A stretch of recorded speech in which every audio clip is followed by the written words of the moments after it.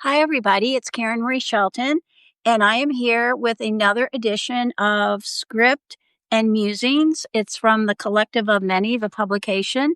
And today, my guest is supposed to be Brandon Ellrich of Brandon Ellrich is So Gay, but I have not seen Brandon. I sent him an invitation, but I don't know if he's ghosting me or what's happening, but I don't see Brandon Ellrich. I'm going to invite him again and see if he comes. Oh, he joined. Brandon, I just sent you an invitation. Oh, here he is. I wish I had a drum. I could play drum roll because Brandon is going to be joining us here. Are you here, Brandon?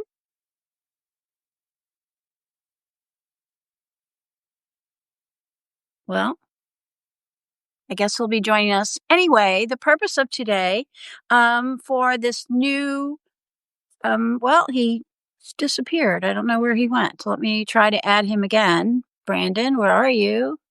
Brandon Ellrich. I did tell him that clothing was optional. So, it's possible that maybe he decided to come without clothing and he, is going to, okay, Brandon, you're here, but how can I can't get you. Where are you? I keep inviting you.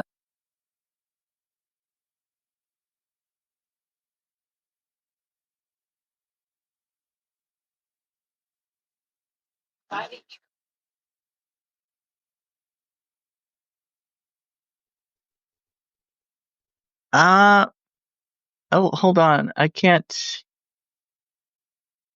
Let's see. For some reason, why am I muted? Are you Oh, muted? there we go. Now I can hear it. Okay. Remember when you did the podcast? What was it in what city were you in where you were doing your live tour and you were muted? Ugh. Oh, and I'm echoing too. Oh, Peter, can you hear me? Peter William Murphy, can you hear me? I can hear you, Okay. but I'm hearing my voice echo. Okay. Do you have your computer on or something? I don't know. Nope. I'm nowhere near a computer. This is just my phone. Oh, well. Do you want me Maybe to I'll get rid of re-invite you? that. I don't know. It just keeps. I keep hearing my voice. Do you want me to close you off and invite you back? We can do that. Yeah, maybe if that's all right. Okay. All right. I'm going to do that. Well, Peter's here, so I can talk to him, and there's a few other wonderful people here, so I'm going to try it, and then we'll do it again. Okay, sorry. Oh, no, that's okay. Remove you, and then we're going to try it again. Brandon Ellrich. Brandon Ellrich is so gay. Hopefully he's coming on. I'm so honored, Peter William Murphy, that you are here. I'm not dressed as a ghost, so I don't know if that makes any difference. Oh, and Jeffrey has joined us, and Tyler. So good to see you all. How's this? Does this work? Well, I still hear the echo. Oh, well, I'm just going to have to get over it, I guess. All right. Well, the reason that we're here today is we're doing a series of weekly chats for Script and Musings for the Collective. And you are one of the writers for the Collective. And every week we're going to have a new writer from the Collective to come in and talk to us. And you don't have any questions because when you asked for them, I said you had to just, off the top of your head, you have to say the answer. So do you want the first one or do you want to do a little introduction first? Or do you need to adjust your shirt? Yeah, it doesn't look right. It's like, I don't know. Maybe you should have worn your apron. I'm surprised you didn't wear your apron.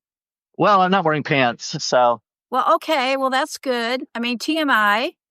Why don't you introduce yourself briefly? We know that you're Brandon Ellrich, the writer from Brandon Ellrich is So Gay. We also know that you do cooking shows, and you did something with chocolate waffles. Hi, Dana. Thank you for joining us. Hi, Beth. Thank you. You want to do a little intro about, your work? Well, yeah. You already said I write for my main publication is Brandon Ellrich is okay. So gay. I also have a publication called The Gay Pussy Lover, Gay Pussy Cat. Yes, we get that. Okay. Yeah. And I write mainly satire, humor. Sometimes I write some more serious stuff about the queer community, but I always throw a little sarcasm in there or Yes, of something. course, you would have to. I mean, we would I miss it if just you can't. didn't. Yeah, and I can't help it. you also are featured on the Collective every day. Your stories are featured on the Collective, and you've been doing a series of lives with Wendy, right? Wendy the Druid. Yeah, You want to talk? actually, I just got off one. I've been doing this. She does trauma work every Tuesday and Thursdays, where we talked about different kinds of trauma. A lot of times it's religious trauma, but yeah, we talked about relationships today, as far as like our coming out and being kind of well, how that affects our different relationships. But yeah, I also write for Gen XE. Well, I've only written one on their publication so far, but because not all of my stories or my articles are specific to Gen X. So, um, but anyway, Well, you have a very busy life with all the cooking and, all oh the yeah, lives that you're doing. Yes, So, let's get to the questions because I have a whole list. So, so I just asked you what you're writing, what you're currently doing. Is there anything that you're currently scribbling or writing or developing that we don't know about yet? always. Well, do you I want to mean, share any I've of it? always got. Let's see. I don't even remember. I've Oh, well, I just finished Ginger Cook. If I don't know if you're familiar with her or not, but she's very funny. She's been doing this series of interviews, question answer interviews with different writers, and I'm going to be one of those. So she sent me the questions, I answered them, sent them back. So I'm not sure when she's publishing mine, but she takes your answers and flips them on their heads. So whatever you read from her, don't necessarily believe it. Okay. And you were also on Peter William Murphy's show, right? I was on there just I think earlier this week, Oh, maybe. I didn't see you. I'm sorry. Oh, that's all right. I mean, he tried to Matt Damon me. He brought me on, and then said, "Well, that's all the time we have." Oh, wow. That's funny. Yeah, you're But very busy. You have a very, very busy with all the things that you're doing and all the writing you're doing. And oh, wow. Miranda's here. Hi, Miranda. I love her work. Okay. So, which topics make you lose sleep, but in a good way? And why do you keep writing them? Why do they keep pulling you back in? These topics that are keeping you awake at night. topics that are keeping me awake at night. Yeah. I don't know. I mean, sometimes I feel like there are things in the news that I feel like maybe I should cover and don't. But like a lot of the political and serious stuff I don't write about. Um, there are so many other people that write about it, and I think we all have our different roles. And I feel like mine is more on the entertainment side, the lighter side, and I think we need that. I mean, I come to Substack to consume some of the news and stuff. I watch the different uh, different lives of people who are good at reporting the news and making us aware of uh, different topics that we need to know about. And I feel like I'm not in that role. I I take some of those topics and maybe weave them in, and like I said, uh, insert some sarcasm or whatever. But yeah, I feel like that's more my job.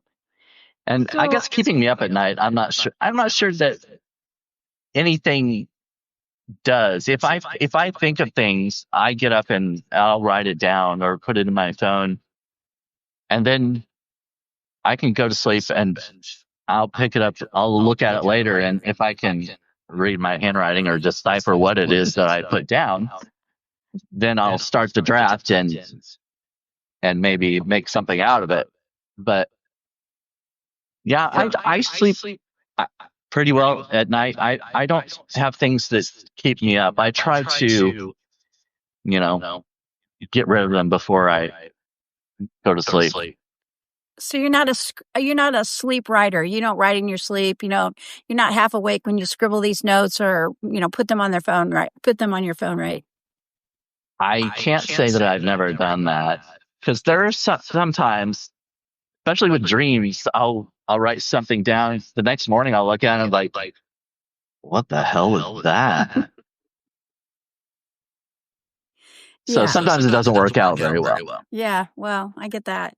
Well, along these lines, segue into the next question. If you could throw away all the rules of writing that you've learned throughout the years and you could just write any way that you wanted to, what would you do? I would stop capitalizing for one thing. I mean, clicking that shift button while you're trying to doing the other things and switching back and forth. If you're writing a capital I, you got to click this shift button, and capital W, it's the other shift button. That's just too much. Too much Just work. get rid of the capitals. Just Anything else? um hmm.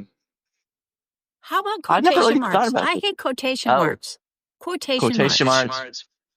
Yeah, the only thing is when you're, I got to look at it from a reader's perspective too. So I want to know when somebody's speaking and stopping speaking. So I don't know what else to put in place of that, but we gotta have something, I guess. Maybe asterisks or something at the beginning and the end. What do you think? Little stars or Yeah.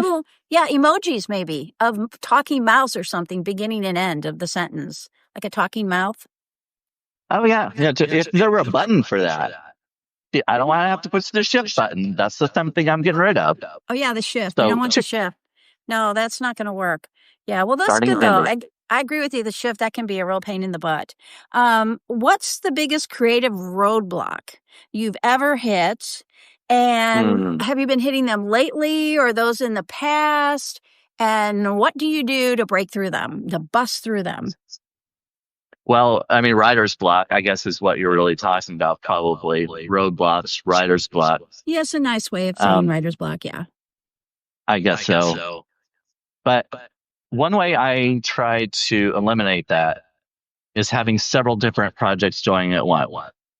Like I'll have different ideas. I've got a few different drafts of different types of articles, and I'll start them. I don't necessarily go from the beginning to the end. I might just have an idea, so I'll just write a few notes and I'll leave it alone. I'll think of something else. I'll start a new draft, write a few notes about that. Um, then I'll leave that alone and go back to something that's a little more established and finish that up. So even if I do hit a roadblock on one thing, I'm writing along and I'm like, I don't know where else to go with this. Get out of that draft. Go into another draft. It's a completely different story, has nothing to do with the other one. So I can, completely change my mindset and look at this draft like, okay, it's like a new subject, a new, I don't know, new perspective. And so I may be able to write something about that subject where I was blocked on another one. So my advice to any writers is have several drafts going at once. If you're so focused on one thing, that can really, it can give you tunnel vision and not allow you to see outside the box. So if you're so focused, it's like I need to get this done. I don't know what to write next. leave it. Get out of that and go. And some people go for, one of the biggest um, advice, pieces of advice that writers give is go for a walk. Yeah. And that works for some people and not for everybody. But you could do that. But just moving to a different draft may have the same effect because you're looking at a different perspective. You're thinking of a different story. You know what I mean? Does that make sense? It does. Perfect. In fact, I was wondering, how you did that wonderful, what was it? You did a live recently where you were showcasing one of your beauty routines. It was a mask. Yes. What was it?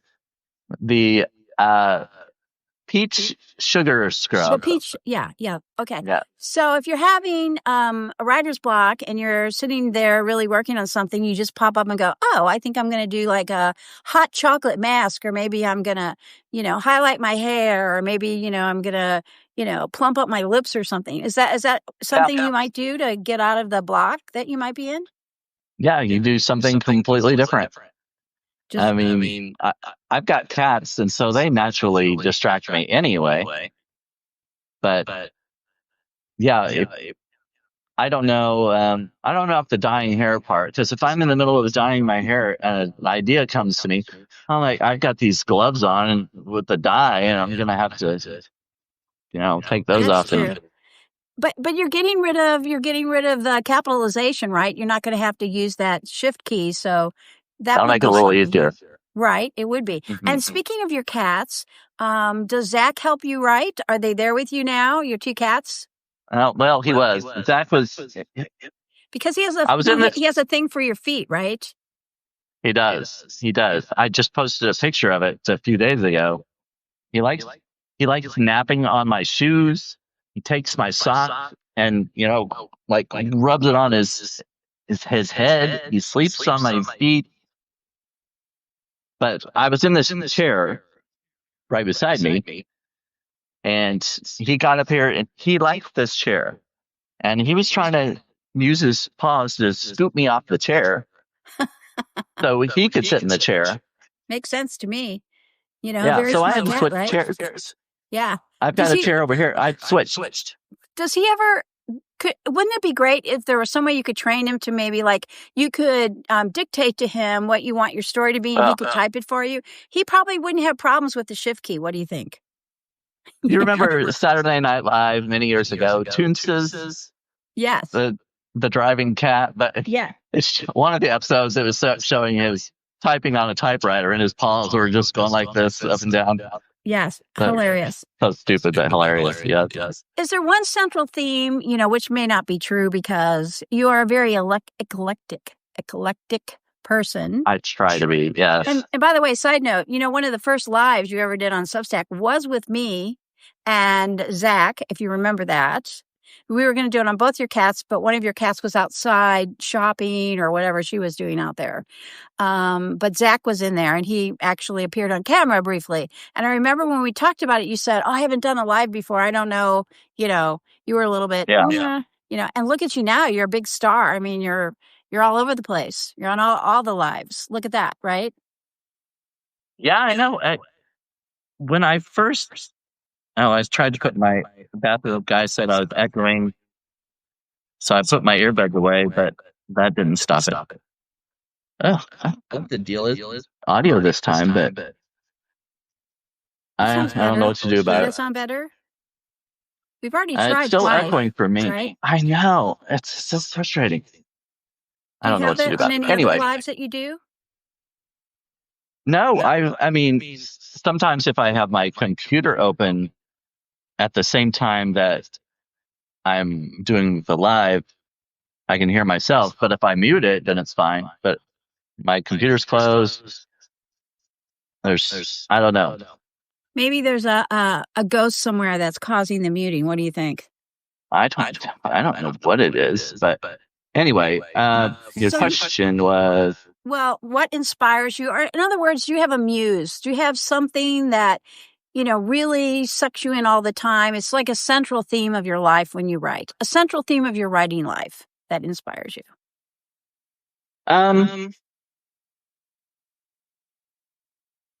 I don't really like. Lawrence Winterman talks about having an actual muse, but I don't feel like. No, not. I don't. I don't personify a muse necessarily.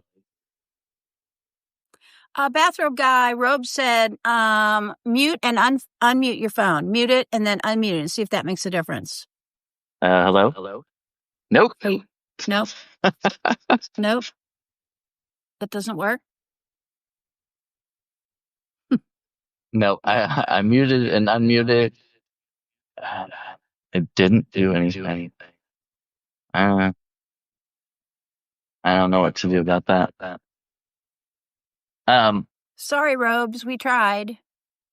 yeah, I don't know what the deal was. But You were no, I talking don't about have Lawrence a, and his muse. yeah, I don't have a personified kind of muse. Oh, wow. Echo's really good there.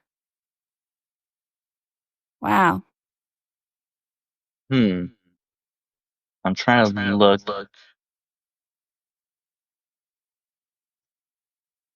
Well, we could stop and start.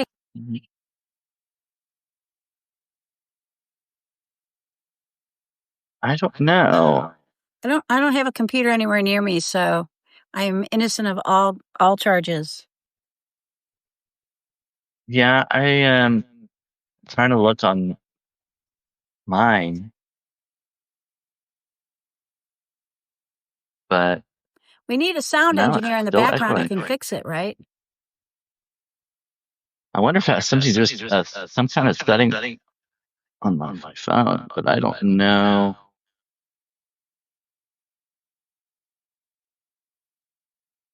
Hmm. Well, sorry, I don't know. I don't know what to do about it. So, do you want to keep going, or do you want me to take you out and bring you back in, or what do you want to do? You want to just keep on, or what? It's up to you, Brandon. I mean, I guess I'm getting used to it. I'm trying to ignore my my voice. Now that you said that, it's worse. Oh my gosh, it is okay. Well, do you want to exit? Yeah, Nah, because I have more questions for you. Are you yeah, you up for can it? pick me off and bring me back on. See what happens. Okay. All right. Ugh. Hang on. Okay. I'm going to remove Brandon, and thank you to everybody. Thank you, Robes, for your suggestions. I don't know what's happening with that. I've noticed lately that several of the lives I've been on, this is a problem. So I don't know if it's something to do with Substack. I don't know if it's something to do with bad communications. Where I live, we have terrible internet. So I have to always make sure I move around in the house to find the best room. Here he's coming back. Let's see how he does. Hello. Hello. Is it still there? Yes, I heard myself. So say hello. Oh my God. Well, do you want to just cut this short or do you want to keep going? Because I have more questions. Keep going. All right. Okay. So, is there a particular piece or story or something that you've written in your life that you go back and you look at it or you think about it and you go, oh my gosh, oh my God, that was the worst story I've ever written, something on Medium, because we know that you're also famous on Medium. That's where I met you.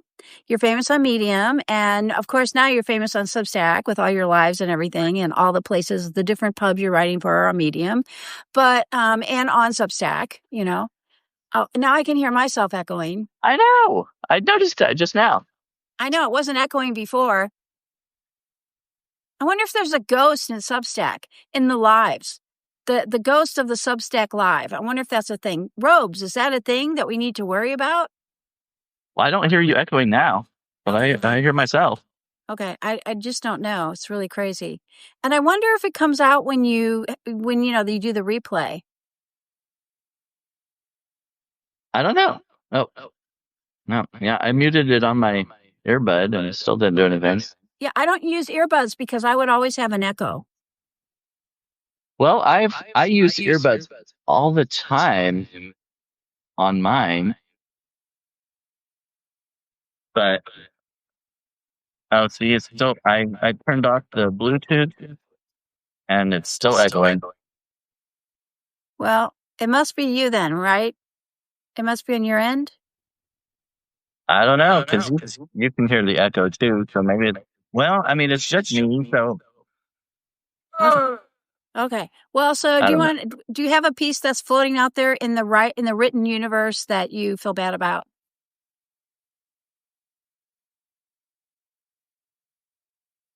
Every one of them. No. There are many that I write that I go back and I'm like, oh, I wish I could have said that or not said it that way, or I could have made it better. I mean, I'm kind of a perfectionist sometimes. I don't know if all writers are like this, but I want it to be as good as possible. But you just have to get over that or you'll never publish anything. When you think about things like, I have the same thing. Like I've been writing on Quora since 2012, and I'll go back to one of my 2012s and I'll read it and I'll be like, oh my God, I need to take my name off that. But I still, I might go in and edit it and clean it up a little bit, especially if there's something really heinous there. But do you go back and you edit your stuff, or do you just kind of leave it and go, this is part of my evolution? There have been a few times where I've gone in and edited it after it's been published, and like there may be like a little something I'm like, oh, I I gotta change that. It just really bugs me. Maybe nobody else noticed it or would notice it, but it's just there.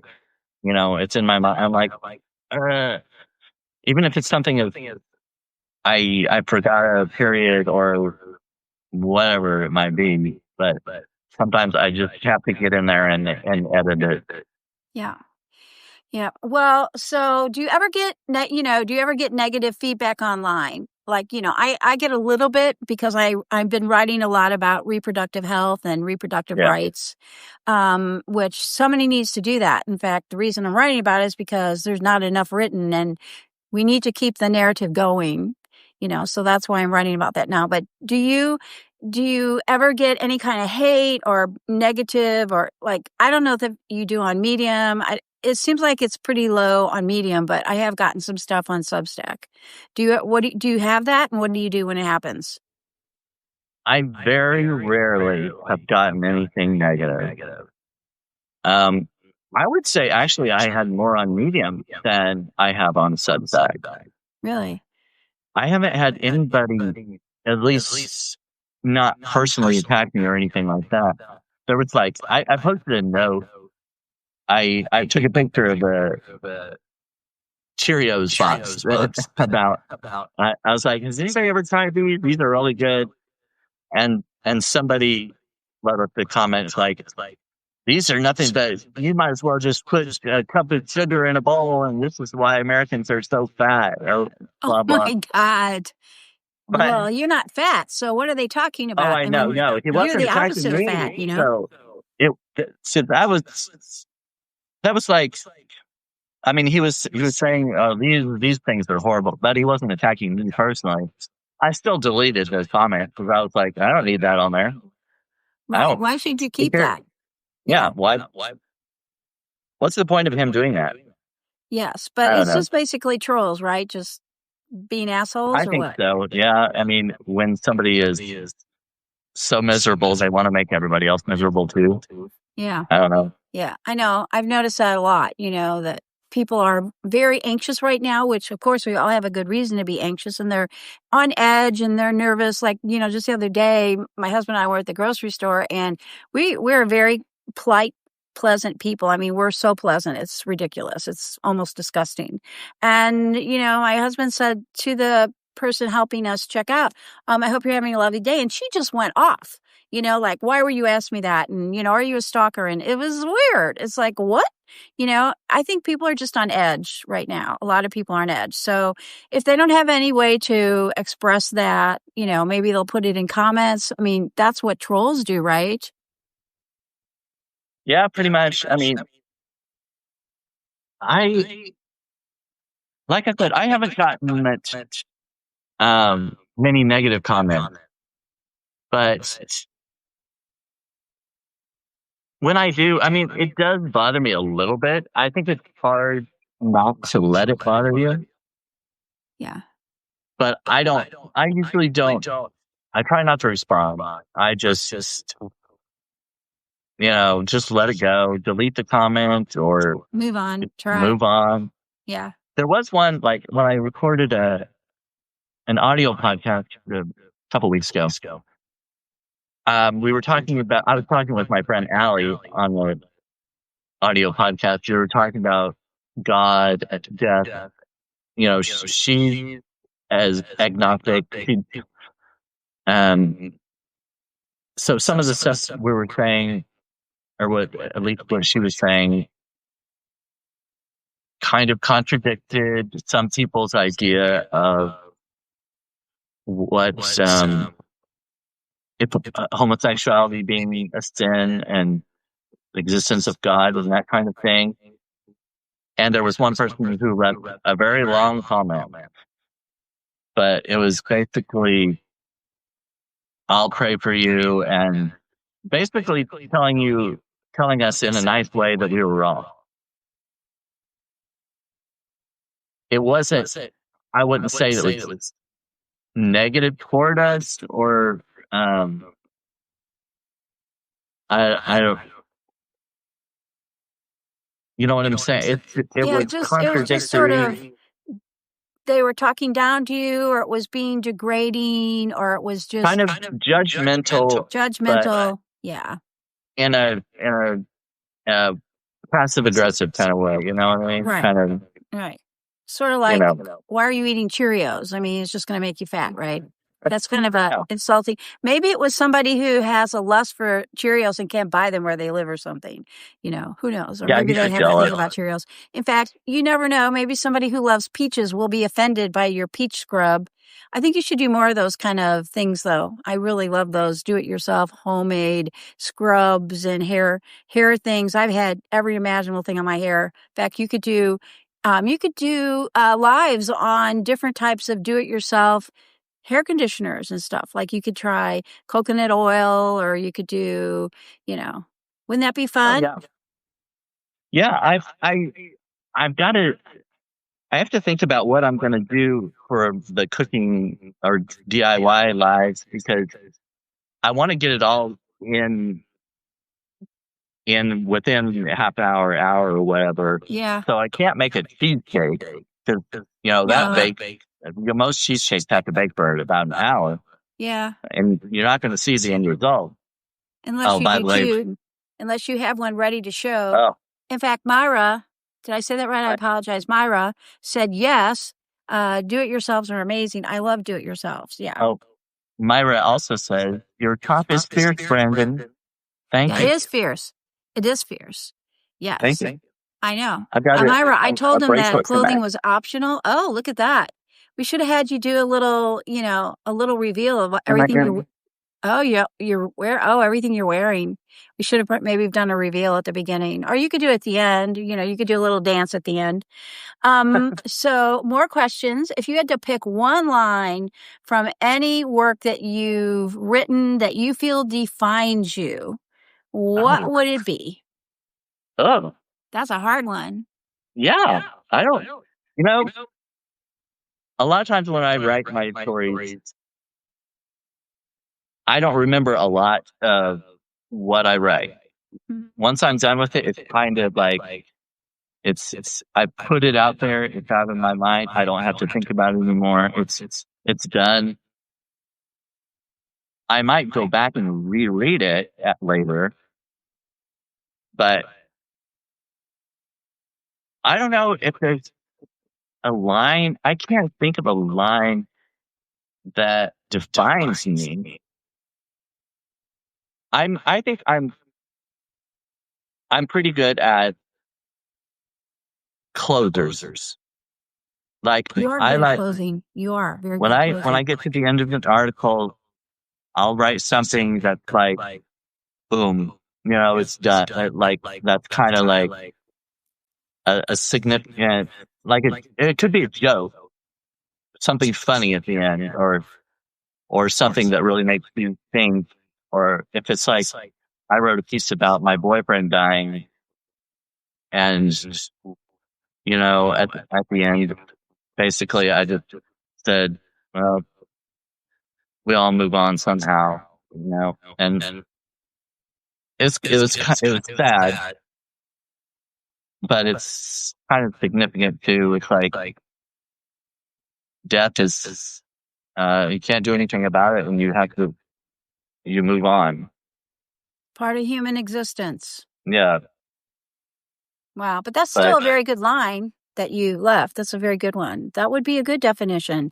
And you've really done a lot to move on from that experience. I know it was a very sad time for you, and you've talked about it, I've read about it, yeah. and I'm really sorry for your loss, but you've done a really good job of basically bringing that in through different stories you've told. You've done a very good job of integrating it through your writing, don't you think? Yeah, I think so. Little tidbits. Yeah, there are different things about my life that I may not write an entire article about that subject or whatever, but it is like sprinkled throughout different articles. Wow. Well, that was really very thought provoking. Okay. So when you're not typing madly away, or you're not doing the cat type, or, you're dyeing your hair and you've got the gloves on, or you're not doing any of that crazy stuff, what other passions do you have in your life besides, we know about your cats? We know about Zoe and Zach, and we know, that you enjoy writing, and doing cooking and face mask and do it yourself. What other passions do you have that maybe we don't know about? I love gardening, flower Oh, gardening. I didn't know that. Yeah, I I know a decent amount about different flowers, and um, yeah, I like to kind of do a little landscaping. Um, I enjoy tennis and pickleball. I didn't know that. Yeah, I Wow. haven't played for a while. I mean, you have to have somebody to play with. Right. So And Zach's probably not very good at pickleball, right? no, he would run away from the pickleball. Yeah, He doesn't have a good attention span. no, doesn't have. I mean, actually, he has good paw-eye coordination, I guess. But Paw eye. right. Yes. So pickleball, I would never have guessed that. And tennis and gardening and flowers and, Uh-huh. do you grow things that you eat or incorporate into your cooking? I don't grow much here because my parents always have a big garden, and so they end up giving a bunch of stuff away. So I get stuff from them. But I had when I made that peach sugar scrub and peach butter and a couple other peach recipes. Right. I got a bunch of those peaches from my parents because they had a bunch of peach trees and a Yeah. bunch of extra peaches. So Wow. I got a few of those, I bet they were and I delicious. do have where I live now, there are a few apple trees. So the last recipe I made was brown sugar apple cookies. I did Those look those last delicious. Yeah. Saturday. Yeah, those look And delicious. I'm planning on doing, I think tomorrow I'll probably do another baking video. And it's going to be another apple dish. Oh, those are fun. I love those. Do your parents grow rhubarb? No, we never had rhubarb growing up. Because growing up in St. Louis, well, my grandparents, my mother's parents, had a very large farm in northeastern, kind of near Columbia, not far from Columbia, Missouri. You know where that is.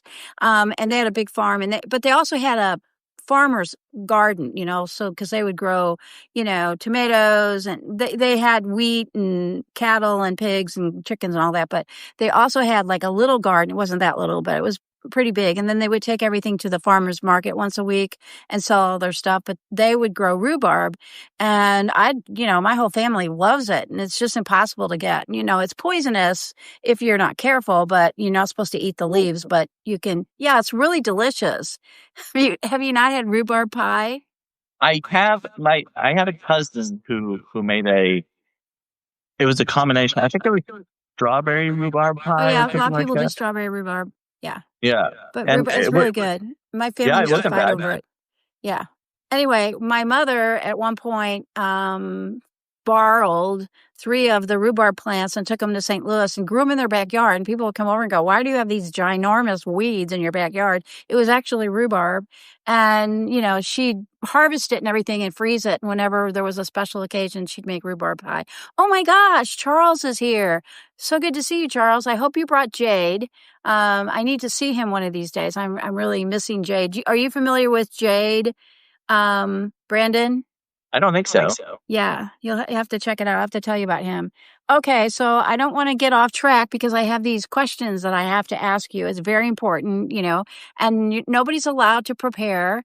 He's on a mission. Jay's on a mission. Okay. What's the one thing or a couple things that you would like people to understand about what readers don't understand about what writers go through, what their writer's journey is, what being on the writer, the content hamster wheel, what it's like to be a writer, and things that most people who don't write all the time would really understand. Well, I think I'm going to mention specifically about humor writing Oh, because that's difficult, oh my and I God. don't know if people really realize how difficult it is. I mean, I can think of an idea that I think is funny. Humor is very subjective, so even if I think it's hilarious, it may fall flat. Mm-hmm.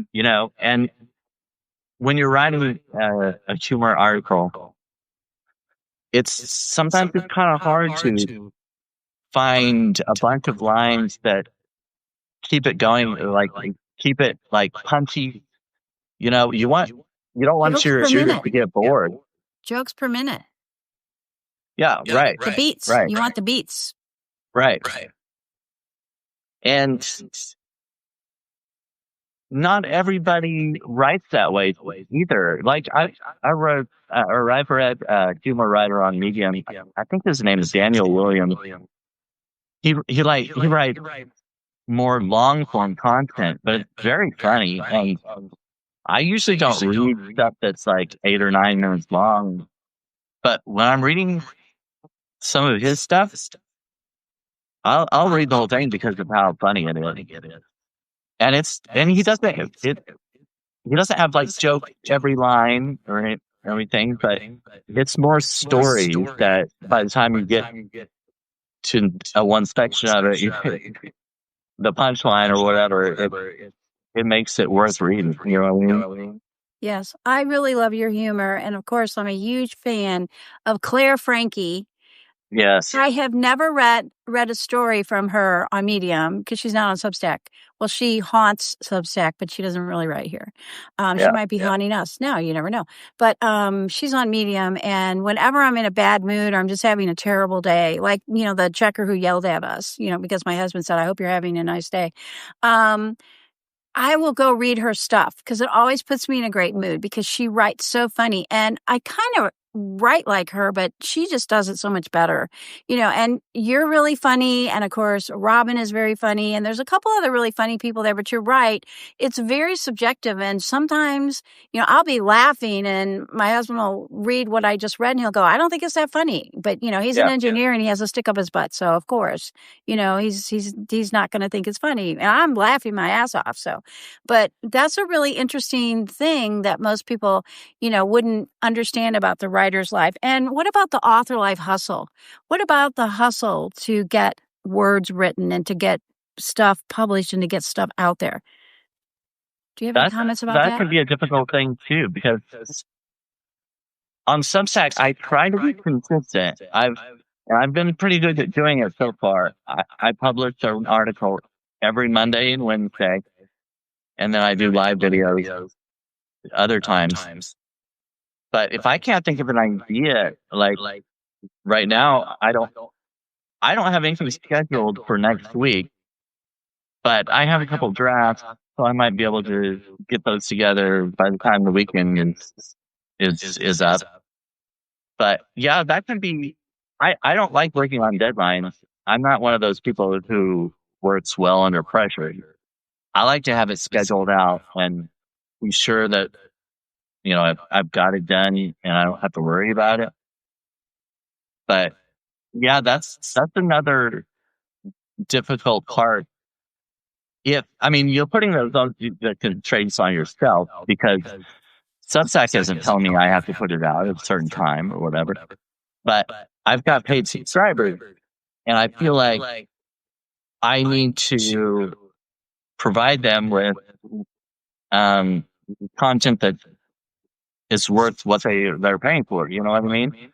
Oh, yeah. Like, I mean, I've got to put this stuff out. If they're paying for my content and I want them to continue, I need to be consistently putting out quality stuff, and I work hard at doing that.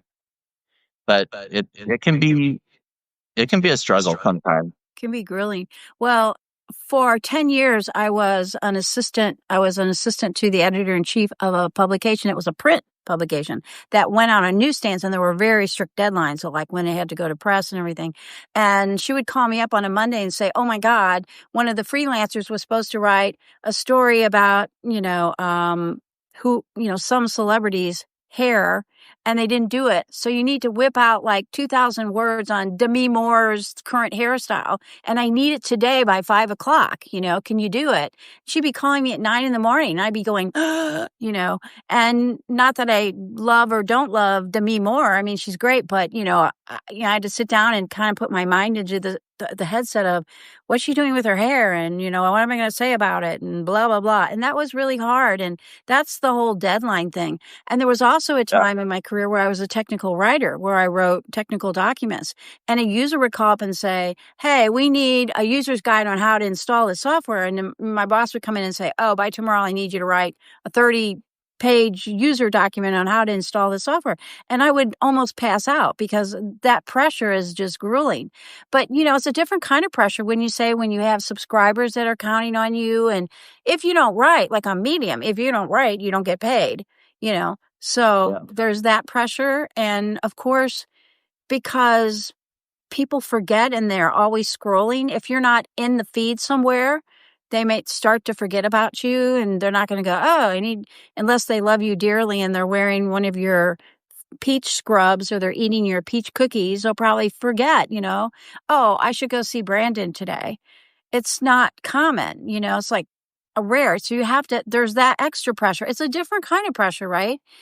And I don't think people understand that, that whole thing. Because that's it. Sorry. No, I was done. Go ahead.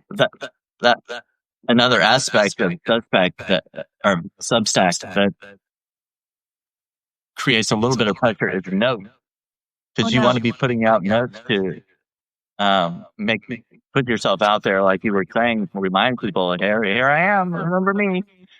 And I don't always think of great notes to put out there, I'll put out a picture of my cat or a joke or something like that. I see all the time on notes, memes and GIFs. How do you say it? GIF? I don't know. GIF? Either. GIF. Whatever it is. And I see people doing that all the time, and they take them from the internet or whatever and put them out there, and they're funny, yeah. But I don't like to put out stuff that somebody else created. Yeah, I don't either. I'm not saying it's bad for other people to do it. I'm not dissing them or anything, because it's funny. I like it's just not your brand. You want to stay on brand, right? There have been a couple times I put out a meme or a GIF that I found, but very rarely will I do that. I like being original. I've created my own GIF. There was a couple times Zoe, she'd put her call over her face, and I clipped that video and I made a GIF out of it and a little joke. So I do try to do my own stuff as far as the GIFs or memes or whatever. But sometimes, a lot of times, well, the jokes and stuff I write on notes, they're all original. I don't take them from anybody else or whatever. I try to, I use my own pictures, and I try to think of something funny that goes along with that picture. But I try to be original, and I don't know if a lot of people appreciate it as much as I wish they would. Yeah. But I value originality and creativity, and so I want to be that person. I want people to put value in my creativity and originality, and I hope that they would. But I can't force anybody to do anything. No, but I understand where you're coming from. In fact, I don't do notes very well. I'm trying, but I tend to be on fire. Oh, Harry says it's positive to recognize others' art. Yeah, that's a really nice comment, Harry. He said it's positive to recognize others' art. Brandon. Yeah, that's true. The way Well, you yeah, say it. if somebody else creates something and you put it out there, the only thing is sometimes people put it out there without crediting anybody, and you Right, might that's think bad. Yeah, that they created it or whatever. yeah. And it's hard to tell, at least on notes, because there are no references or credits to any of the Captions. There's pictures no or anything. captions or credits or yeah. Whereas Yeah, if you so you look don't at long know. I form, mean, did that creator make that, or did they just pull it off the internet or something? yeah. I don't know. I don't know. But it's interesting. I'm really well, it's because my hair's on fire. I'm on Medium and I'm on Substack and, I'm doing the Sazio thing now and I'm on Blue Sky. And so every day, and I'm still in Quora. So I'm like, every day, where am I? What day is it? Yeah, And one note that I I, did. Mhm. I don't see how you do that, because it's hard. It's hard for me to do that. I'm only I'm on other platforms, but I can't spread myself that far. It's I've because I'm insane. That's why I'm just insane. But I wanted to tell you that one day I did a note. I was in a note challenge and they said, try to put something really bizarre and original. Well, there's a little gecko. I haven't seen the gecko in a while. I named the gecko Sunny. I haven't seen Sunny in a while because, of course, I'm not going to pick the gecko up to see if it's male or female. I'm just not. But I get up every morning between 3 and 4 and start writing. That's what I do every day. And when I would come in and turn on the lights, the gecko would be there and I would talk to it. And one day it stayed in place long enough for me to take a picture. And so I posted a picture of this little gecko and wrote a note about him or her, Sunny. And it got more views and more comments than any other note I've ever done. It's like, well, I can't exactly be out. There's a lot of snakes in Texas. Maybe what I need to be doing at 3 and 4 in the morning is going out taking pictures of snakes. I don't know, but I haven't figured notes out. You seem to do a very good job at it, though. I think your notes are very good. I try to. I'm not as consistent as some people, like the Mouthy Renegade Writer. He puts out tons of notes, And I don't know and how he does it. I have no idea how he does it. I think yeah. Mooch's dog is doing it for him. Don't you think Mooch is doing all those notes? I think that's what it is. Well, my cats do a little bit of it for me, because some of my most popular notes have been featuring my cats. Yes, that's true. Your cats are wonderful. Well, I have just 3 more questions, and then we're going to run out of time here. And I've really enjoyed this. I always enjoy doing lives with you. In fact, sometimes I want to do live with you just to talk to you because you're so interesting. And because we have a history, we did our first live together, sort of. Yes. Yes. I really enjoyed that one, by the way. That was so fun, yes. What got you into writing? What began your writing journey? Well, I mean, in school, I don't know how young I was when I first started enjoying writing. I've always enjoyed English, language arts, grammar. I was kind of a grammar Nazi, Ooh. But Oh. my 8th grade teacher, I remember, complimented me on my writing, and then my high school teacher was talking about my poetry and stories that I wrote. So really, it was the encouragement of my teacher when I was young that really started the writing journey. But yeah, I as far as professionally, I started a blog on WordPress in 2020 and wrote for a couple of years, and then went over to Medium, and then Substack. I just started technically in December, but I really started in January consistently. Well, you're doing a really good job. Really good job. Oh, Harry said that he started when his neighbor passed. That's very interesting, Harry. I would love to hear more about that. Okay, so who is your favorite writer? Do you have a list of 4 or 5, or do you have one in particular that you read all the time, or you go back and read them, or they inspire you in some way? Now, are you talking about like authors or writers on Substack or Medium? Whatever it is, whatever you want to say, whether you want to be fancy and say, oh, I really love Stephen King because I'm really into horror, or you can say, I really love Peter William Murphy because he's on Substack and he's hilarious, or you can say Claire Frankie, or you could say Shakespeare. I don't care. Who is it? You can give a couple if you want. One of my favorite authors has been Agatha Christie. Oh, yeah. Great writer. I love all of her books.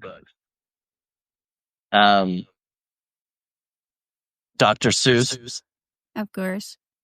I've always loved his stuff, and there's always like a moral lesson behind it, even though it's silly and funny. And Lewis Carroll. Good one.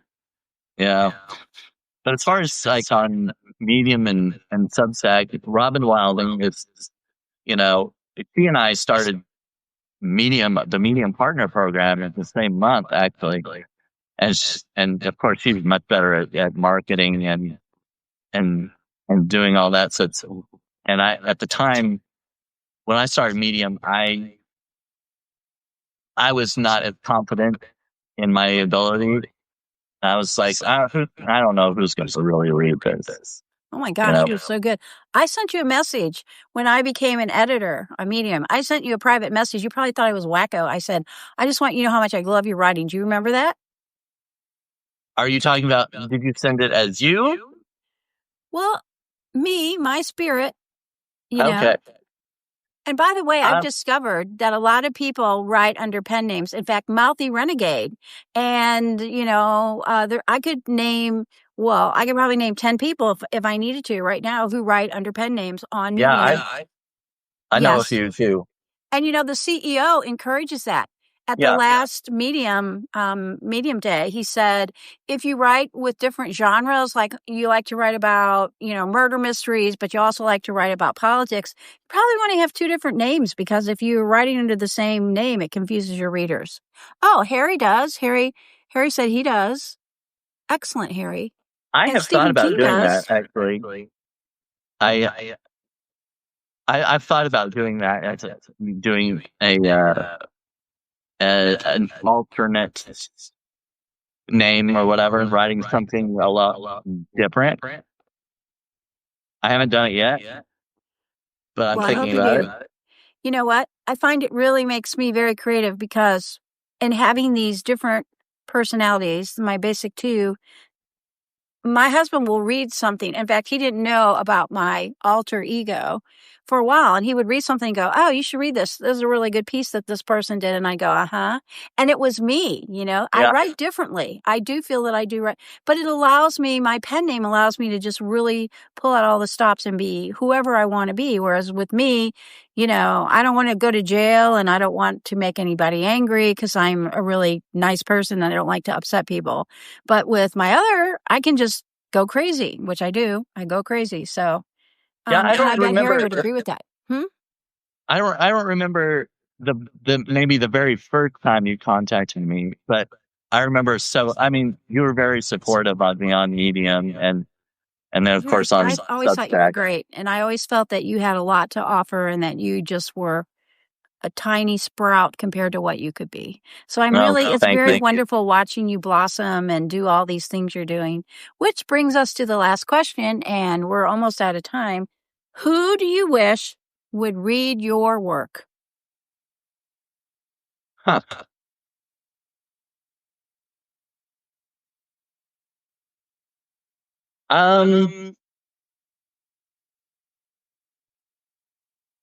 well, thinking kind of selfishly, I guess somebody famous that would like it and maybe, hey, look at this, people. This is great. Look at this, and then then I would blow up and I get discovered, and But is there a particular writer that you can think of that you would love that they read your work and they tweeted about it on X, or they did a blue sky, what do you call the blue sky things? oh, I don't know.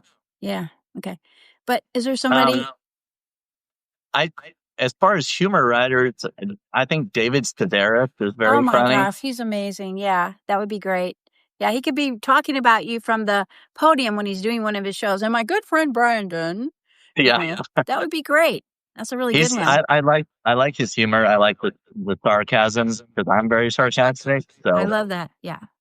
And Harry said Brandon offers creativity. And Harry, one of these days I'm going to have to hook up with you, hook up with you, and do a live with you and find out, because you've talked about some really interesting concepts of the writer's lifestyle. And I'm going to go read some of Harry today. I know Harry from Medium. He's written poetry and a lot. He's a very good storyteller. Oh.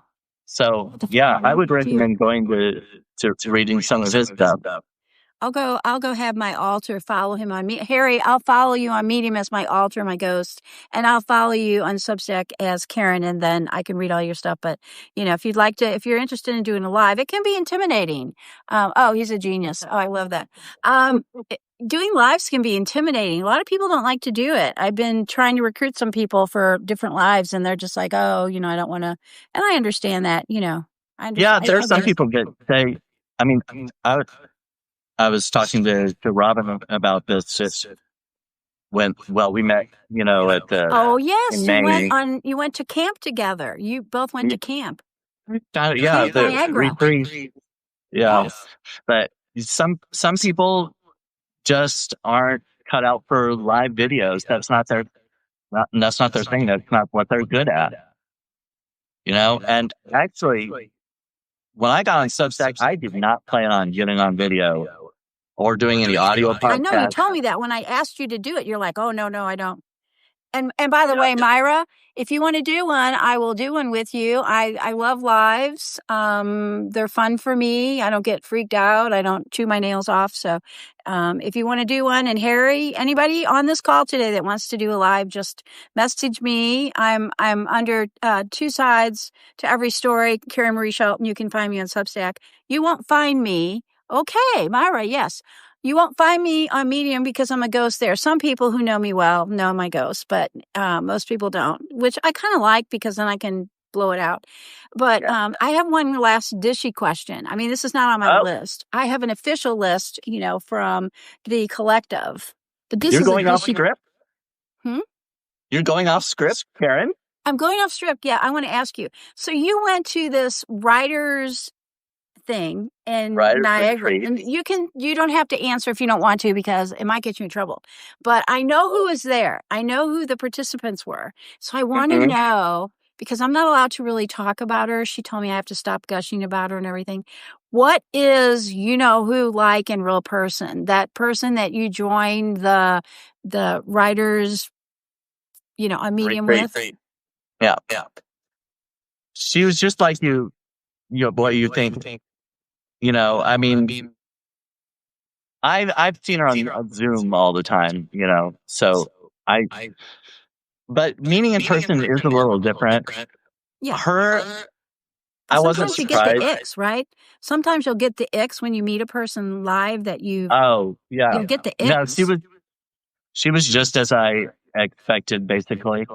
I mean, we got along great, and we talked very easily and casually, and she was fun. Yeah, it was. I had a great time. We had a great time together, and actually, Ben Ulansey, I didn't know him quite as well. Oh my gosh, you guys are the Olive Squad, the anti-Olive Squad. Well, we I did thought have you that in guys would college. have meetings every week to talk about how to take down olives. Really? Oh yeah, yeah. But you know, I talked to him quite a bit and um, got to know him better, and yeah, that was a little more. I don't know. It was different than being on Zoom and seeing his writing and stuff. Knowing him on a more personal level, it was Well, cool. I've got a secret for you. Once Sazio starts really kind of percolating, we're going to have writers' workshops here in Texas, in Dallas. And they'll be by invitation only. So, hey, you might get an invitation. Oh, Yeah, so keep that in mind. You can come and hang out, I and better start putting more stuff on there. yeah. Okay, so I want to tell Myra to thank her very much and thank you for messaging me, and we will do it. Brandon will tell you I'm a woman of my word, and we can do one tomorrow if you want to. I am open. I'm easy. I just can't do it after certain times of the day, and if you want to do it 3 a.m. when I'm up writing, I'll do it then. And Harry would love to do something with you. Anybody else here? It's an open invitation. If you are wanting to do a live and you're a little bit nervous about it, Brandon will tell you I'm really easy to do a live with. Will you say that, Brandon? Oh yeah, especially like my first one. I didn't know what we were going to do. You had all the questions lined up, and we were able to fill the entire time. We had fun. We were And laughing and yeah, it went very smoothly. yeah, I was like, so, okay, any closing remarks? Because I'm supposed to keep this on a timeline. I could talk to you forever. In fact, we should schedule a live where we can just talk about. I have so many do-it-yourself recipes you would not believe. Because Oh yeah. my first website ever was hairboutique.com, and it's still live after 30 years. You can still go there. And I was the guinea pig. I did all kinds of beauty treatments on myself, and then I would write about them. I wrote them about for the magazine, which was called 101 Celebrity Hairstyles. And I would do a column once a month on do-it-yourself hair things. Like I put everything imaginable on my hair, beets, bananas, you name it. Okay, stay entangled from Robes. Love you, Robes. Thanks for being here. So, we should do a live on just that so we can just hang out and chat. But is there anything you want to say at the end? Oh, Yolanda, we're getting ready to end. I would love to do a live with Yolanda, too. Did I say it right, Yolanda? Okay, any last closing words, Brandon? Go to my publication and subscribe to me. I am a Brandon poor Ellrich is freelance so gay. writer.